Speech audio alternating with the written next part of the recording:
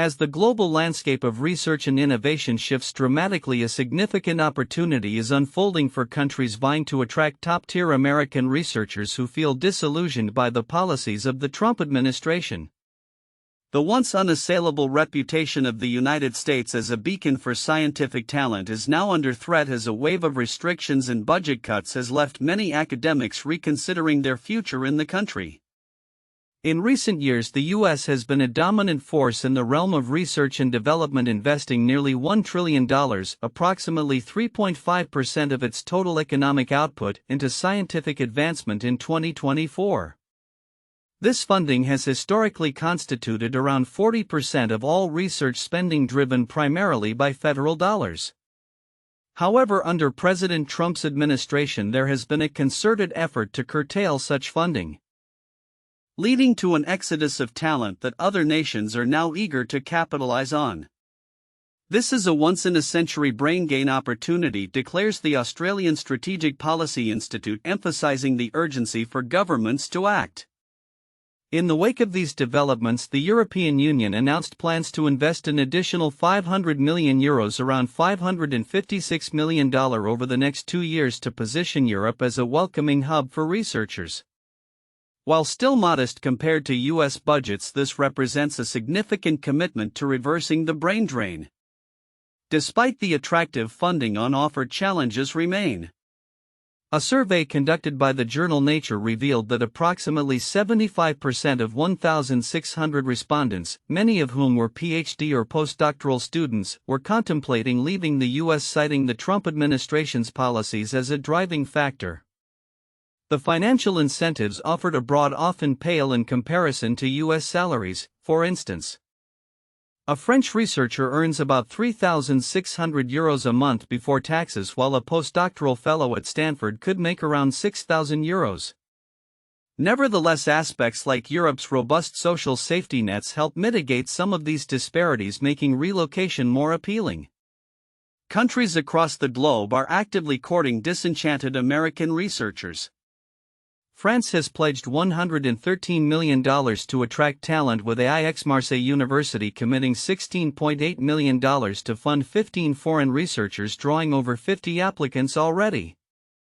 Spain's Minister of Science Diana Morant has announced a budget of €45 million aimed at recruiting scientists who feel undervalued under the U.S. administration. Meanwhile, Denmark has openly welcomed American researchers, emphasizing its commitment to valuing scientific inquiry. The outreach is not limited to Europe.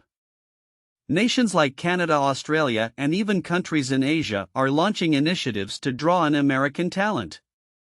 The University Health Network in Toronto has earmarked $30 million Canadian dollars, around $21.5 million, to recruit 100 young scientists. While Australia has initiated a global talent search to attract the best minds leaving the U.S. The implications of this trend extend beyond individual careers. They pose a significant threat to the U.S. innovation ecosystem. As countries enhance their research infrastructures and funding, they may not only retain their own talents but also attract skilled scientists from the United States. This could lead to a long-term shift in where cutting-edge research and development occur, potentially undermining America's historical leadership in science and technology. As these global initiatives unfold, it remains to be seen how the U.S. will respond to this brain drain challenge. With political climates continuously shifting, the future landscape of American research and its standing on the world stage hangs in the balance. The coming years will be crucial in determining whether the U.S. can reclaim its status as the premier destination for scientific inquiry, or if it will succumb to the burgeoning competition from abroad. In a week marked by significant political and social developments, Washington, D.C. is brimming with activity both on the local scene and on the international stage. From cultural events to pressing geopolitical discussions, the nation's capital is a hub of engagement and intrigue. As residents and visitors alike look forward to a weekend filled with enriching experiences, the backdrop of ongoing political narratives adds a layer of complexity to the capital's vibrancy. This weekend, D.C. is hosting a variety of events that cater to diverse interests, making it an ideal destination for those seeking to immerse themselves in the local culture. The Washington Post recently highlighted a selection of the top activities available, which range from art exhibitions to live music performances. Such events not only provide entertainment but also foster community engagement, allowing residents to connect with their city's rich history and creative spirit. Amidst this cultural buzz, significant political developments are unfolding. Ed Martin, a prominent political figure, has publicly addressed an ethics probe he claims was improperly disclosed. In a statement, Martin asserted the process was flawed from the start and it's crucial that we ensure transparency and integrity in such investigations. This assertion raises questions about the mechanisms of accountability within political frameworks and the implications of public disclosures on the individuals involved. As this story develops, it will likely resonate throughout the political landscape, prompting discussions about ethics in governance. On the international front, Ukraine-Russia negotiations have taken a tentative step forward, although Senator Marco Rubio has tempered expectations for any immediate breakthrough. While dialogue is crucial, we must be realistic about the challenges ahead, Rubio remarked, emphasizing the complexities surrounding the conflict. The renewed talks signal a glimmer of hope for diplomatic resolution, but the entrenched positions of both sides indicate that substantial progress may remain elusive for the time being. The ongoing situation not only affects the regions involved but also resonates globally, impacting international relations and security policies. As the Supreme Court grapples with pivotal questions that could shape the future of American law, the implications of its decisions are being closely watched. Legal experts suggest that the outcomes of these deliberations could have far-reaching effects on civil liberties and governmental authority. The court's current docket includes cases that challenge long-standing precedents, prompting discussions about the balance between individual rights and state power. As Washington, D.C. pulses with activity both culturally and politically, it serves as a microcosm of broader national and international dynamics. The weekend's events offer a chance to celebrate community and creativity, while the political narratives unfolding in the background remind us of the complexities that govern our society. Looking ahead, the interplay between these local engagements and global challenges will continue to shape the discourse, inviting residents and observers alike to remain engaged with the issues that matter most. The weeks to come promise to be equally eventful, as the stories unfolding now will undoubtedly influence the capital's trajectory in the near future. In a significant development in the retail sector, Dick's Sporting Goods has announced its intention to acquire Foot Locker in a deal valued at $2.4 billion.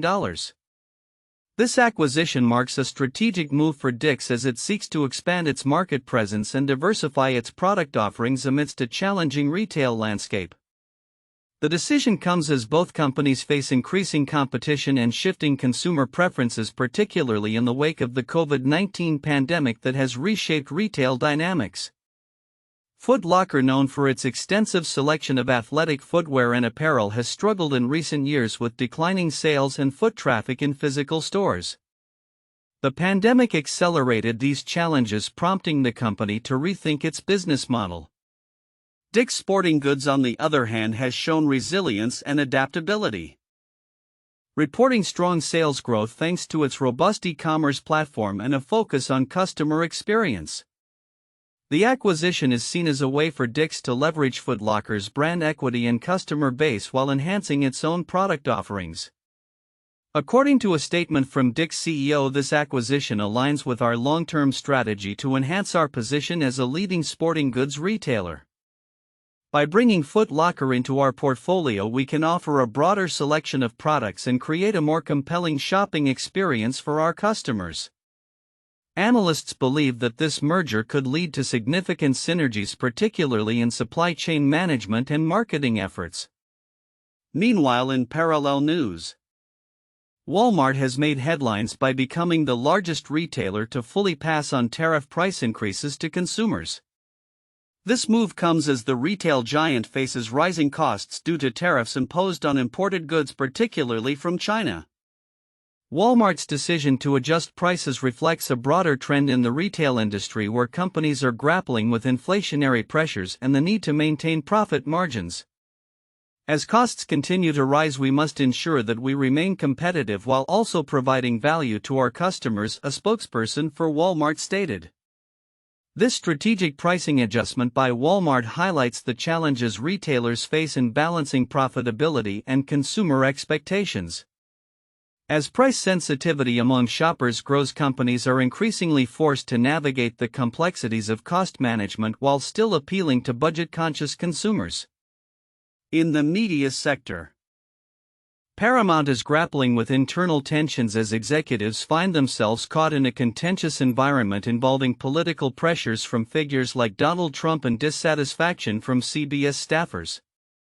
The situation reflects larger industry dynamics where media companies are constantly balancing corporate interests with the expectations of their workforce. As one insider noted, navigating these pressures requires a delicate balance, and many are feeling the strain of competing priorities. Additionally, the ongoing scrutiny of vaccine distribution has led to new allegations regarding the timing of Pfizer's COVID-19 vaccine rollout. As Congress investigates these claims, the implications for public trust and the pharmaceutical industry could be significant. Transparency in vaccine distribution is crucial for maintaining public confidence, a health policy expert emphasized, highlighting the potential risks associated with misinformation and delayed communications. As these events unfold, they underline the interconnected nature of various sectors, from retail to media and healthcare. The outcomes of these developments will likely shape market strategies and consumer behavior in the months to come as companies adapt to an ever-evolving landscape marked by economic uncertainties and changing consumer expectations.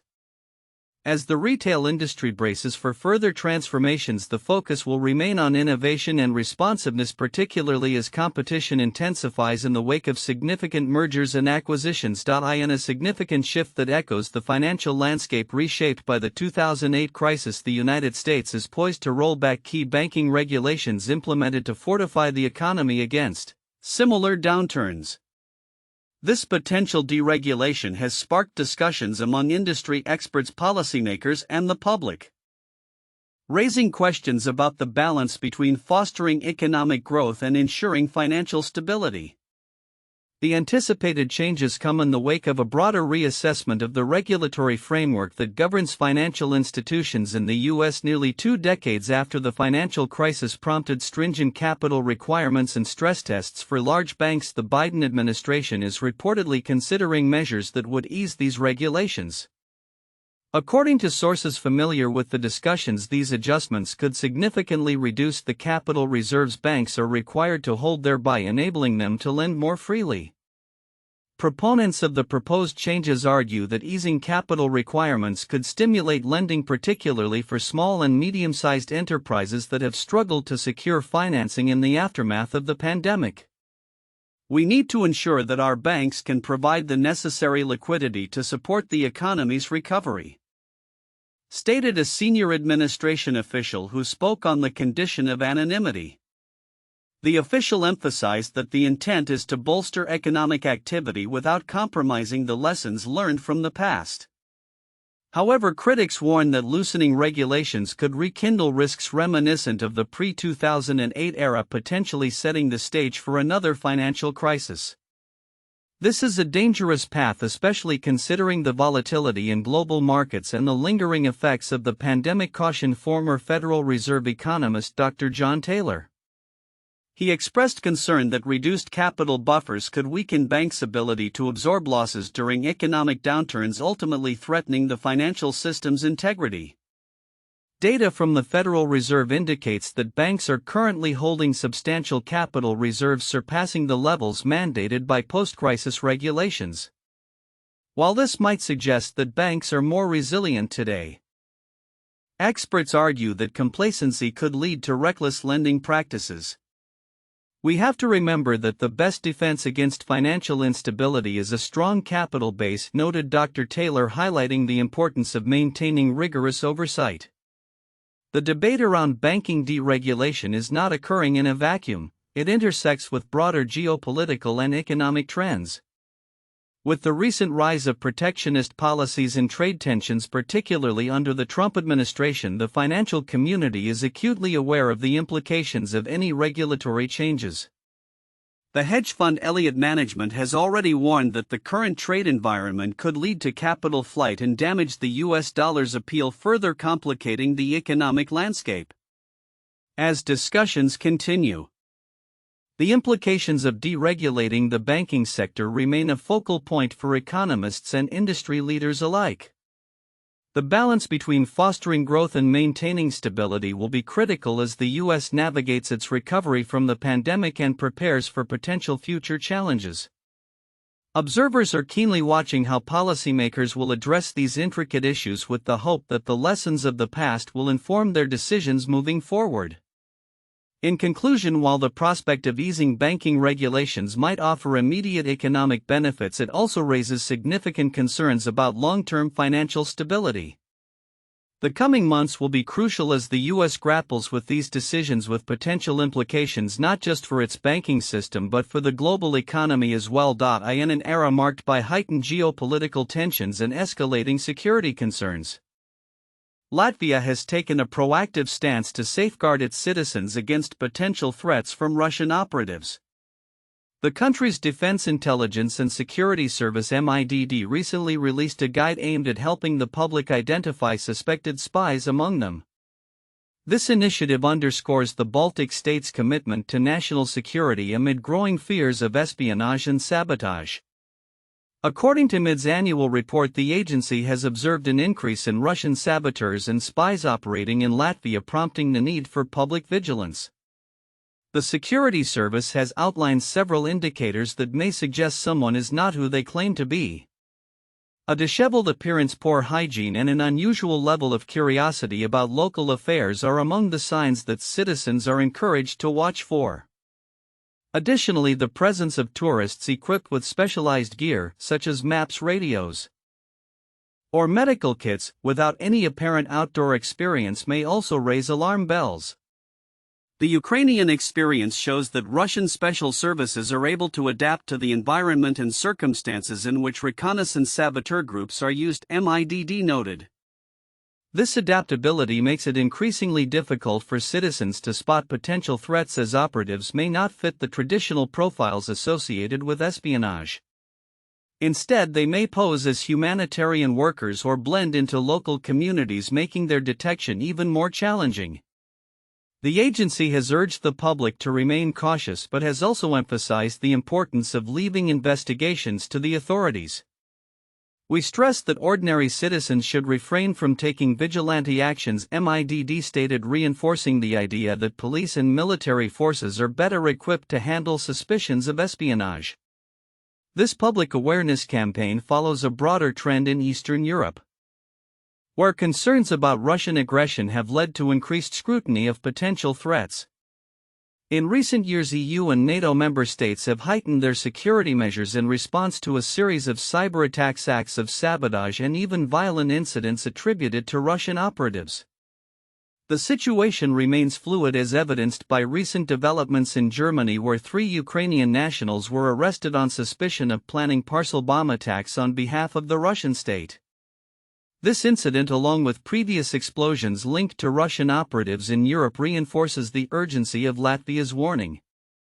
As tensions continue to simmer, the implications of this heightened state of alert extend beyond national borders. The potential for hybrid warfare tactics, encompassing espionage, sabotage, and psychological operations, could reshape how nations approach security in the coming years. Latvia's initiative serves as a reminder of the complexities of modern security threats and the crucial role that citizen awareness and engagement can play in safeguarding national interests. Looking ahead, it is likely that other nations will follow Latvia's lead in encouraging public vigilance against potential espionage threats. As the geopolitical landscape evolves, the need for collective security and cooperation among nations will become increasingly vital in addressing the multifaceted challenges posed by state-sponsored espionage and hybrid warfare. In a shocking case that highlights the grim realities of domestic violence, a Wilkes-Barre man has been charged with assaulting his pregnant girlfriend. The incident, which has drawn considerable attention, unfolded on May 12 as Imar Pena, 26, allegedly attacked Alicia Ocasio after a dinner outing at a Dixon City restaurant. According to a criminal complaint filed by local law enforcement, the couple's evening took a violent turn shortly after they entered Tokyo Japanese Steakhouse. Pena reportedly called Ocasio a derogatory name, prompting her to leave the restaurant.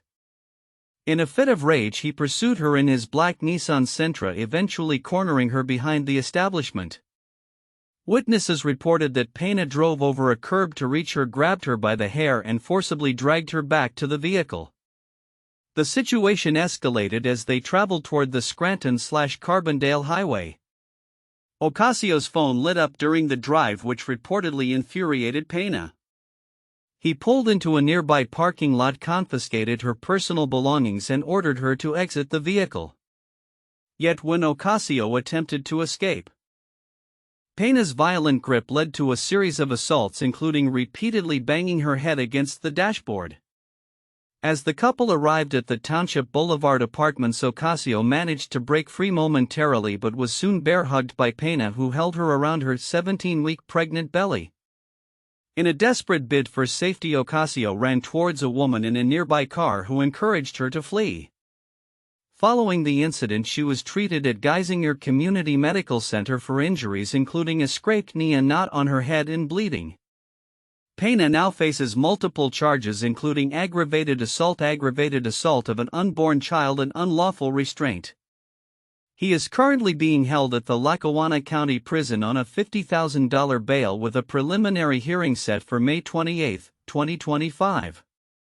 The case sheds light on the ongoing issue of domestic violence, particularly against pregnant women, and raises questions about the systemic support available for victims. According to the National Domestic Violence Hotline, 1 in 4 women experiences severe intimate partner physical violence, which can have devastating effects not only on the victims but also on their unborn children. Community advocates are urging for more resources and attention to be directed toward protecting vulnerable individuals, especially amid rising incidents of domestic violence reported across the country. As this case progresses through the legal system, it underscores the urgent need for awareness and preventative measures in combating domestic violence, revealing a grim reality that too many individuals face. The upcoming hearing may not only determine Pena's fate but also bring further attention to a societal issue that requires urgent action and support.